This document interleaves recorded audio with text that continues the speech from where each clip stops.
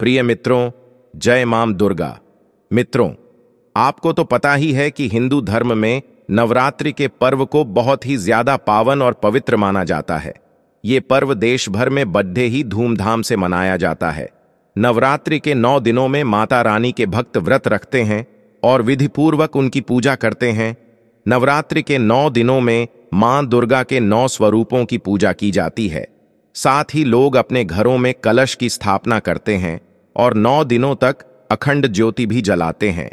नवरात्रि का महापर्व बहुत ही शुभ और मंगलकारी माना जाता है। नवरात्रि के पूरे 9 दिन गंगा जल की हर एक बूंद की तरह पवित्र मानी जाती है। यह शुभ समय भक्तों के जीवन में खुशियों की सौगात लेकर आती है।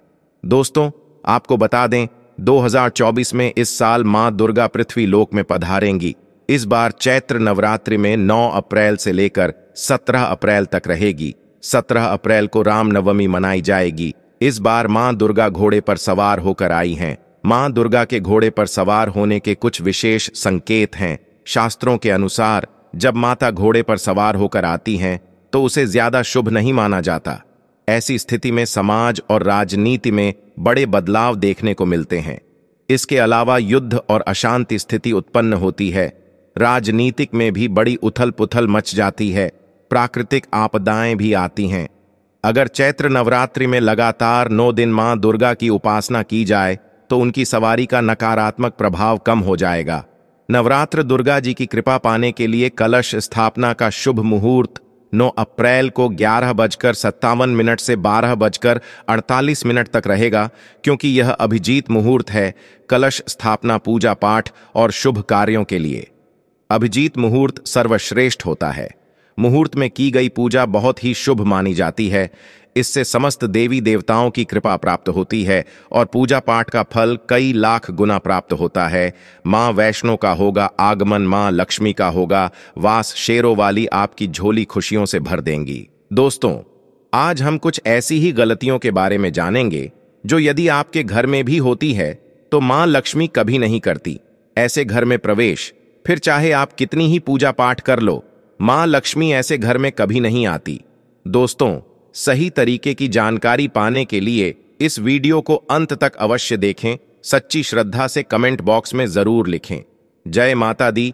माता रानी के लिए एक लायक तो बनता है। दोस्तों, चलिए अब जानते हैं नवरात्रि में कौन कौन सी सब्जी नहीं खाना चाहिए और कौन कौन सी सब्जी खाना चाहिए और कौन सा फल खाने से व्रत टूट जाता है। आइए जानते हैं नवरात्रि में क्या खाएं और क्या नहीं खाएं और क्या पीना चाहिए और कौन सा फल खाना विशेष और शुभकारी माना गया है। दोस्तों, शास्त्रों के अनुसार बताए गए व्रत, फिर चाहे वो किसी भी प्रकार के क्यों ना हो, उनसे जुड़े नियम का पालन करना अति आवश्यक माना जाता है, क्योंकि जो मन के मुताबिक किया जाए वह संघर्ष नहीं कहलाता, बल्कि मनोकामना को पूर्ण करने के लिए थोड़ा सा संघर्ष यानी कि तपस्या तो करनी ही पड़ती है। इसीलिए ऐसी मान्यता है कि व्रत को पूर्ण विधि विधान से किया जाना चाहिए, तब आपको व्रत का पूर्ण लाभ फल प्राप्त होता है। आपकी सभी मनोकामनाएं शीघ्र मैया रानी पूर्ण करती हैं। ऐसे व्यक्ति को मरने के बाद माता रानी के चरणों में स्थान मिलता है। वो सदैव मां की सेवा करता है। ऐसा भक्त स्वर्ग लोक में जाता है। इसीलिए ज्योतिष शास्त्र यही कहता है कि सच्चे दिल से अगर आपके मन में ईश्वर के प्रति श्रद्धा हो तो बिन पूजा पाठ के ही सारा फल मिल जाता है, और अगर मन में ईश्वर के प्रति शंका हो तो उस मनुष्य को कई जन्मों तक सुख नहीं मिलता, वह नरक में ही भटकता रहता है। भगवान श्री कृष्ण ने स्वयं कहा था, जो मनुष्य सच्चे हृदय से ईश्वर को पुकारता है तो उसका नाता उस शक्ति से जुड़ जाता है जिसे आपने सच्चे हृदय से पुकारा था। इसलिए भगवान भी कहते हैं कि सच्चे हृदय से ही ईश्वर को पुकारो तो वह आपकी हर मनोकामना को पूर्ण करते हैं। मित्रों, अब हम जानते हैं नवरात्रों के दौरान क्या नहीं खाना चाहिए और क्या नहीं पीना चाहिए और कौन सा फल खाने से व्रत संपूर्ण और सफल हो जाता है। दोस्तों, चाहे मर जाना, लेकिन भूल कर भी नवरात्रि के दिनों में पानी पूरी कभी मत खाना, क्योंकि इस दिन कभी कभी बीच में शुक्रवार पड़ जाता है और शुक्रवार को मां संतोषी का वार कहा जाता है। माता संतोषी खट्टी चीज खाने वाले व्यक्ति से हमेशा क्रोधित रहती है, क्योंकि नवरात्रों में माता संतोषी जागृत अवस्था में हो जाती है। माता संतोषी की शक्ति नवरात्रों में कई करोड़ गुना बढ़ जाती है। नवरात्रों में जब शुक्रवार पड़ जाए तो इमली नहीं खाना चाहिए। माता संतोषी आपसे नाराज हो सकती है, आपको दंड दे सकती है। मित्रों, आपको नींबू नहीं खाना चाहिए। वैसे तो नवरात्रि के व्रत में नींबू सकते हैं, पर अगर शुक्रवार हो तो माता संतोषी के क्रोध से बचने के लिए नींबू नहीं खाना है। इस दिन नींबू का त्याग करना चाहिए।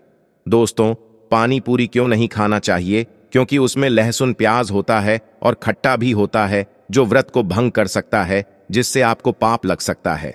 अगर आप ध्यानपूर्वक शुक्रवार को खट्टा नहीं खाते हैं तो माता संतोषी आपको धन से मालामाल कर देती है, आपके घर में अपना वास बना लेती है। बस शुक्रवार के दिन, नवरात्रों के दिनों में इस चीज का त्याग करना चाहिए। आपको इसका पालन करना चाहिए। नवरात्रों में लहसुन प्याज और खट्टा नहीं खाना चाहिए। फिर चाहे आपने व्रत भी नहीं रखा हो, फिर भी आपको शुक्रवार के दिन या अन्य दिनों में लहसुन और प्याज नहीं खाना चाहिए। लेकिन हाँ, पानी पूरी आप खा सकते हैं, वह भी जब नवरात्र समाप्त हो जाए। दोस्तों, नवरात्रों के दिनों में आपको ये जरूर खाना चाहिए। शास्त्रों में बताया गया है कि भगवान के भोग में सेब, केला आदि जरूर अर्पित किया जाता है। अगर आपका व्रत है तो आपको सेब, केला, पपीता, तरबूज और मीठे अंगूर जरूर खाना चाहिए। इन फलों से व्रतधारी को शक्ति मिलती है और व्रत संपूर्ण हो जाते हैं। ऐसा शास्त्रों में बताया जाता है कि इन फलों से व्रतधारी को शक्ति मिलती है और व्रत संपूर्ण हो जाते हैं। साथ ही मित्रों, शास्त्रों में यह भी बताया गया है कि नवरात्रों के दिनों में सीताफल आपको जरूर खाना चाहिए, क्योंकि सीताफल खाने से कई बीमारियां खत्म हो जाती हैं। माना जाता है कि नवरात्रों के दिनों में सीताफल खाने से नवरात्र का व्रत सफल हो जाता है। इसमें माता सीता का आशीर्वाद मिला होता है, क्योंकि भगवान राम के वनवास के दौरान माता सीता ने यही फल खाई थी। दोस्तों, नवरात्रि के दौरान इसे जो भी खाता है उसे दुखों का सामना नहीं करना पड़ता। सीताफल आपको जरूर खाना चाहिए, क्योंकि इससे माता सीता आपसे प्रसन्न होती है और आपको आशीर्वाद देती है। दोस्तों, नवरात्रों में आप तेल की तली हुई हरी मिर्च खा सकते हैं, लेकिन कम मात्रा में खाना है, क्योंकि व्रत के दौरान ज्यादा तीखा नहीं खाना चाहिए। व्रत में तीखा खाने से व्रतधारी के जो पेट की आंतें होती हैं उसमें जख्म हो सकते हैं।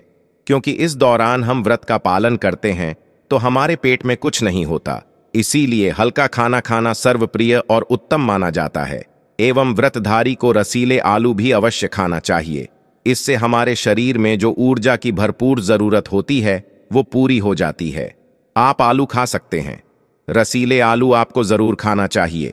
दोस्तों, नवरात्रों में भिंडी की सब्जी जरूर खाना चाहिए, क्योंकि भिंडी में कई ऐसे पोषक तत्व होते हैं जो हमारी हड्डियों को मजबूत बनाते हैं। तथा नवरात्रों में बैगन की भी सब्जी जरूर खाना चाहिए।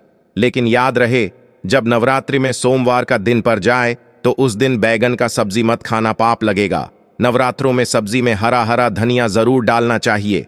हरे धनिये से भी वृद्धधारी को पोषक तत्व मिलते हैं। नवरात्रों में हरा धनिया अवश्य खाएं, इससे जो शुगर लेवल होगा वह भी कम रहेगा। नवरात्रों में रिफाइंड का तेल और सरसों का तेल भूलकर भी व्रत के दौरान नहीं खाना चाहिए। मूंगफली का तेल या देसी घी और गोले का तेल खाना अच्छा माना जाता है। दोस्तों, नवरात्रों में वृद्धधारी को डब्बा बंद लस्सी और जूस नहीं पीना चाहिए।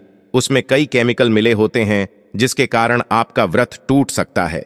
जब भी आप फलों का जूस पिएं तो याद रखें, उसमें नमक न डालें, नहीं तो आपका व्रत टूट जाएगा। साथ ही साथ जूस में बर्फ भी नहीं डालना चाहिए। फलों का सादा जूस पीने से व्रत सफल होता है।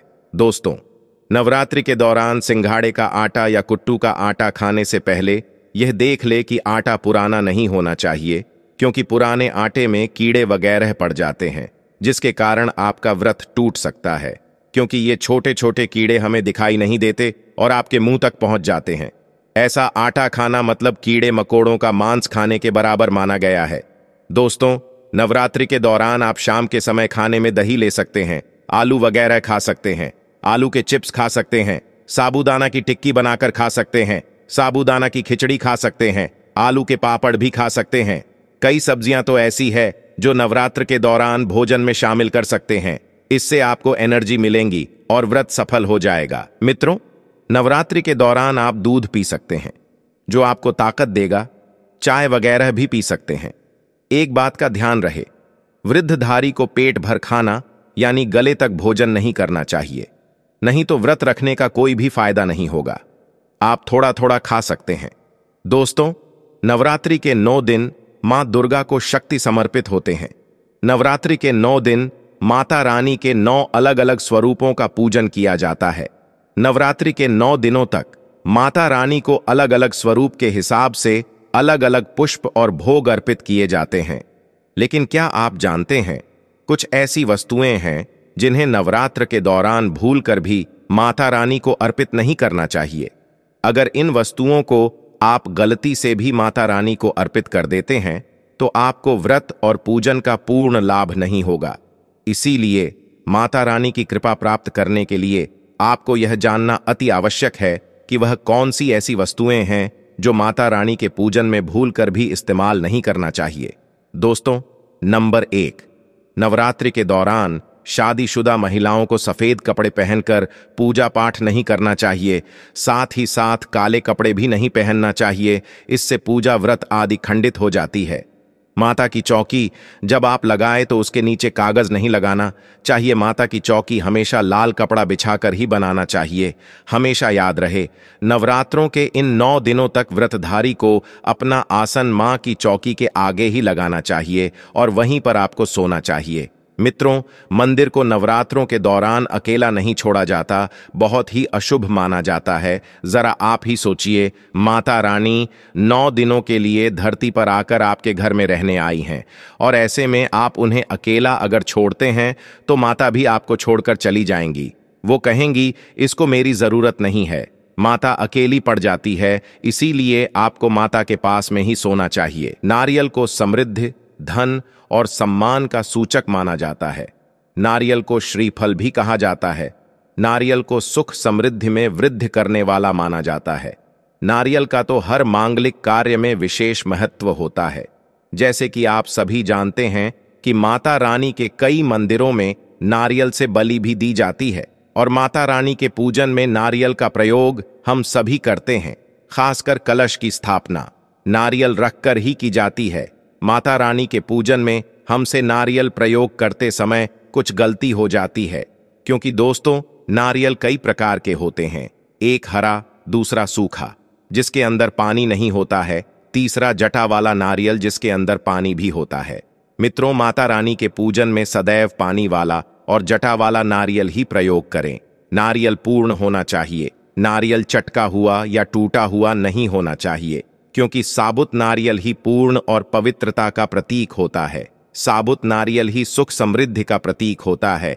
नारियल को ही श्रीफल यानी कि मां लक्ष्मी का फल कहा जाता है। नवरात्रि में माता रानी के कलश की स्थापना करते समय जटा वाला यानी पानी वाला नारियल ही कलश पर स्थापित करना चाहिए। साथ ही यह ध्यान रखना चाहिए कि नारियल को सदैव कलश के ऊपर लेटाकर रखना चाहिए। स्थापना करते समय कभी भी नारियल को खड़ा करके नहीं रखा जाता। नारियल को सदैव लेटाकर कलश के ऊपर रखा जाता है। साथ ही नारियल को स्थापित करने से पहले आप नारियल को लाल कपड़े में लपेटकर उस पर फिर लाल चुनरी उड़ाकर आप नारियल कलश के ऊपर स्थापित करें। शास्त्रों के अनुसार कलश के ऊपर जब सही तरीके से नारियल रखा जाता है और सही प्रकार का नारियल रखा जाता है, तभी जाके व्रत और पूजन का पूर्ण फल प्राप्त होता है। यह भी ध्यान रहे कि महिलाएं माता रानी को नारियल अर्पित तो कर सकती है, किंतु कभी भी माता रानी के सामने नारियल को भूलकर भी ना तोड़े। दोस्तों, नंबर लौंग। हम सभी माता रानी के पूजन में प्रयोग करते हैं, किंतु लौंग का प्रयोग करते समय एक बहुत बड़ी गलती कर बैठते हैं। मित्रों, सदैव ध्यान रखना चाहिए कि माता रानी को सदैव फूल वाली लौंग ही अर्पित करना चाहिए। जिस लौंग के ऊपर फूल नहीं होता या फिर जिस लौंग के पीछे लकड़ी की डंडी नहीं होती, उसको आप माता रानी के पूजन में भूल कर भी प्रयोग न करें। फूल वाले लौंग को ही पुण्य माना जाता है और माता रानी के पूजन में कोई भी अपूर्ण वस्तु, कोई भी खराब वस्तु या टूटे हुए अक्षत प्रयोग नहीं करना चाहिए। इसीलिए सदैव माता रानी के पूजन में फूल वाली लौंग का ही प्रयोग करें। दोस्तों, नंबर 4, तुलसी के पत्ते अर्पित नहीं करने चाहिए। मां दुर्गा के पूजन में तुलसी पत्र का प्रयोग करना वर्जित माना जाता है। तुलसी पत्र के अलावा माला भी माता रानी को अर्पित नहीं करना चाहिए। मां दुर्गा श्री गणेश जी की अति प्रिय है। नवरात्रि में आप भगवान गणेश को दूर्वा अर्पित कर सकते हैं। भगवान विष्णु जी को तुलसी के पत्ते अवश्य अर्पित कर सकते हैं, किंतु माता रानी को भूलकर भी तुलसी के पत्ते या दूर्वा अर्पित ना करें। माता रानी को सफेद फूल भी अर्पित ना करें। माता रानी को सदैव लाल रंग के फूल अर्पित करने चाहिए। लाल रंग के फूल माता रानी को अति प्रिय है। खासकर माता को गुड़हल और कमल के फूल अति प्रिय है। दोस्तों, शास्त्रों में ऐसा बताया जाता है कि घर में माता रानी की 2 या 3 फोटो नहीं होने चाहिए। इस बात का भी आप विशेष ध्यान रखें कि माता रानी के पूजन में कोई भी खंडित चीज प्रयोग ना करें, जैसे कि टूटा हुआ दीपक या फिर टूटा हुआ कोई भी बर्तन। और साथ ही ये भी ध्यान रखें कि लोहे और प्लास्टिक के बर्तन आप माता रानी के पूजन में प्रयोग ना करें, क्योंकि प्लास्टिक के चाइनीज बर्तन हड्डियों के राख से मिलकर बनते हैं। ऐसा भूल कर भी ना करें। ऐसे बर्तनों को माता रानी के पूजन से सदैव दूर रखें। माता रानी को जो पुष्प अर्पित कर रहे हैं उसे भूल से भी ना सूंघे और नीचे गिरे हुए पुष्प को भी उठाकर माता को अर्पित ना करें। दोस्तों, नवरात्रि के अष्टमी और नवमी में कन्या पूजन है। कहा जाता है कि यदि कोई नवरात्रि के 9 दिन व्रत और पूजा न कर पाए तो अष्टमी नवमी पर पूजा करके माता रानी का आशीर्वाद प्राप्त कर सकता है। तो दोस्तों, अगर वीडियो में दी गई जानकारी आपको पसंद आई हो तो वीडियो को लाइक करें और तो कमेंट में जय मां दुर्गा अवश्य लिखें।